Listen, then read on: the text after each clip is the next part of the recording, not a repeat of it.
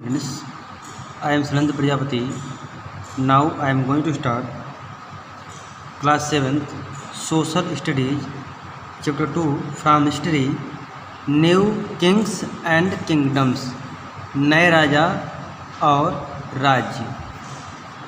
इस चैप्टर में हमको 3 मेडुअल पीरियड के मोस्ट इम्पॉर्टेंट जो डायनेस्टी है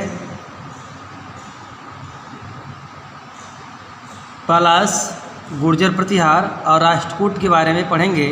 ये जो 3 डायनेस्टी हैं किस तरह से आपस में कन्नौज को लेकर के आपस में युद्ध करते हैं। तो स्टार्ट करते हैं। New dynasties major kingdoms.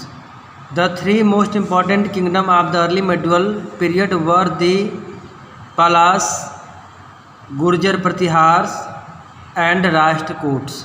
तो ये जो 3 डायनेस्टी हैं वह मेडुअल पीरियड की एक मोस्ट इम्पॉर्टेंट डायनेस्टी थी। They fought a series of battle with one another to try the become the strongest political force in the Indian subcontinent. ये देखो, ये जो 3 डायनेस्टी थी ये आपस में कई युद्ध लड़े। ए सीरीज ऑफ बैटल, कई युद्ध लड़े।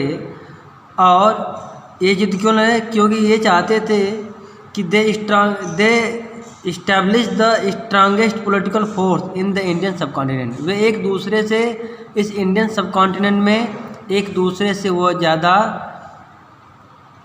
स्ट्रांगेस्ट होना चाहते थे। Let us first know about these 3 kingdoms before we discuss why they fought. आइए हम पहले यह देखेंगे कि ये 3 किंगडम, पहले इन 3 किंगडम के बारे में जानेंगे। उसके बाद हम ये डिस्कस करेंगे कि वह क्यों युद्ध करते थे।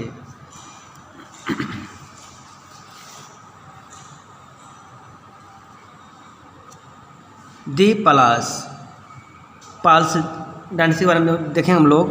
दी Palas ruled in the region of Bengal, Bihar and Jharkhand. देखो, जो प्रेजेंट टाइम में बिहार, बंगाल, झारखंड है, वहाँ पर ये जो डायनेस्टी थी वो शासन करती थी।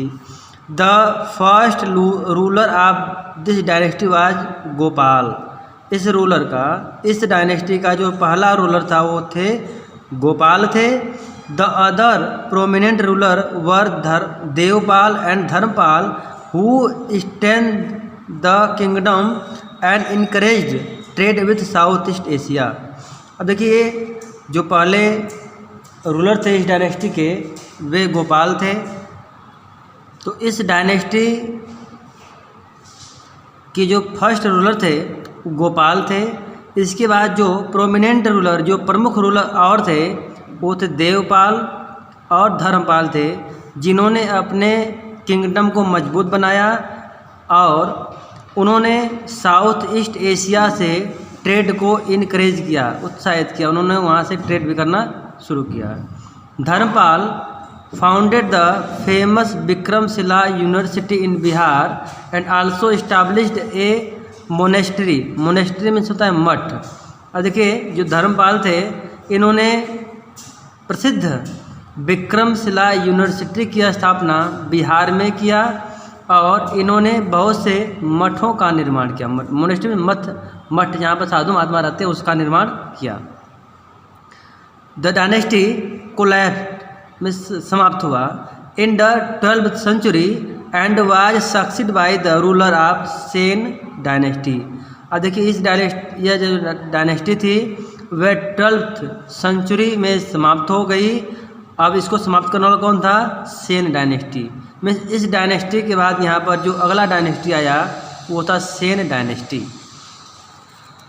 नेक्स्ट है the Gurjara Pratiharas. The Gurjara Pratiharas ruled over part of Rajasthan and Gujarat. अब देखिए, जो गुर्जर प्रतिहार थे वो प्रेजेंट टाइम में कहाँ पर थे? राजस्थान और गुजरात में शासन करते थे। The most powerful ruler was Mihir Bhoj.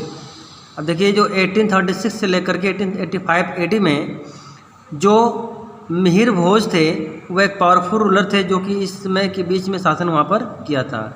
He conquered Kannauj and made his capital, इन्होंने कन्नौज को जीता और उसको क्या बनाया, कैपिटल बनाया। He was succeed by his son, अब देखिए इनका सक्सीडेड जो सक्सीडर था वो उनका लड़का था महेंद्रपाल, मीन्स मिहिर भोज का जो पुत्र था वो कौन था, Mahendrapal. He expanded the empire further, इन्होंने अपने एम्पायर को क्या किया, आगे बढ़ाया। His successor however were weak and could not defend the kingdom for invention, और देखिए इसके जो सक्सीजर महेंद्रपाल के जो सक्सीजर हुए, जो उत्तराधिकारी हुए, काफ़ी कमज़ोर थे और इन्होंने अपने किंगडम को बचा नहीं पाया। जो इन्वेंशंस थे, जो बाहरी आक्रमणकारी थे, उनसे उनको बचा नहीं पाया।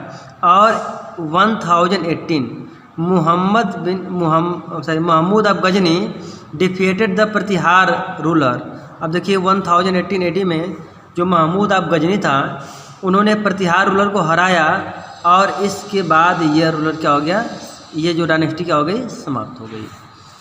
जो नेक्स्ट है Rashtrakutas, the third dynasty which was involve in the conflict over Kannauj was Rashtrakuta of Deccan.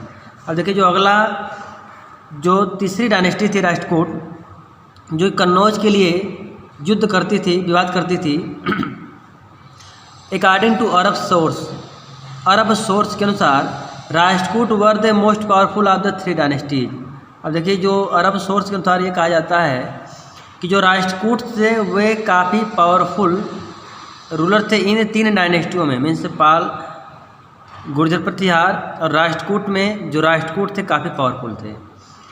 अब देखिए इस डायनेस्टी के जो फाउंडर थे Dantidurga was the founder of the Rashtrakuta dynasty. He was feudatory chief of the Chalukya, feudatory में से सामंत थे, वह चालुक्य के सामंत थे। As the Chalukya kingdom declined, जैसे ही चालुक्य डायनेस्टी किंगडम समाप्त हुआ, he declared himself an independent king, जैसे ही चालुक्य डायनेस्टी समाप्त हुआ उन्होंने अपने आप को स्वतंत्र राजा घोषित कर दिया। Govind third Amoghavarsha first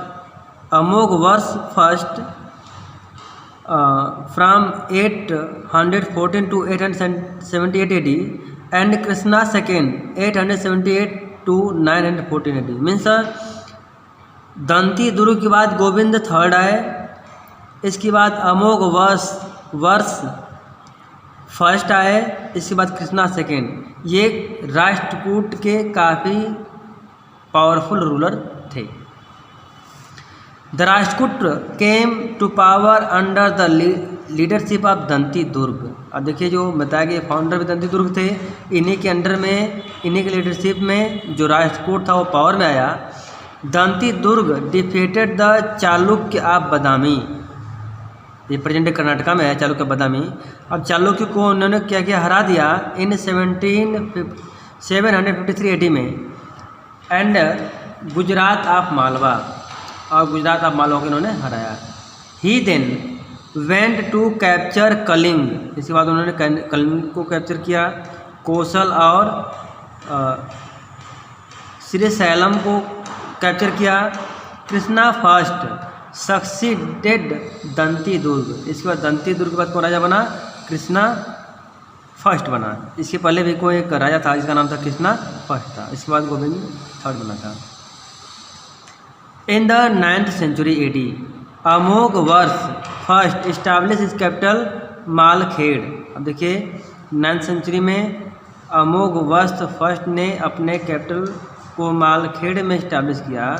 which remained the capital of Rashtrakuta till the end of empire, ये वहाँ पर इसका कैपिटल जब तक ये एम्पायर था तब तक राष्ट्रकूट का, तब तक यहाँ पर इसका कैपिटल रहा।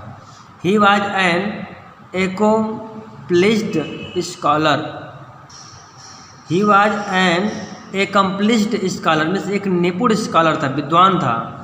Writing in both Kannada and Sanskrit, वह कन्नड़ संस्कृत का एक बहुत बड़ा विद्वान था। ही रोड द पोयम कविराज मार्ग इन कन्नड़, उन्होंने एक पोएम लिखा जिसका नाम था कविराज मार्ग, कन्नड़ में लिखा था। After ruling for over 200 year the might of the Rashtrakuta was broken by the Chalukyas of Kalyani. अब इन्होंने लगातार 2 वर्ष तक शासन किया, इसके बाद राष्ट्रकूट जो है वह चालुक्य ऑफ कल्याणी द्वारा तोड़ दिए गए। शायद इसके बाद इनकी समाप्ति हो गई। Thank you.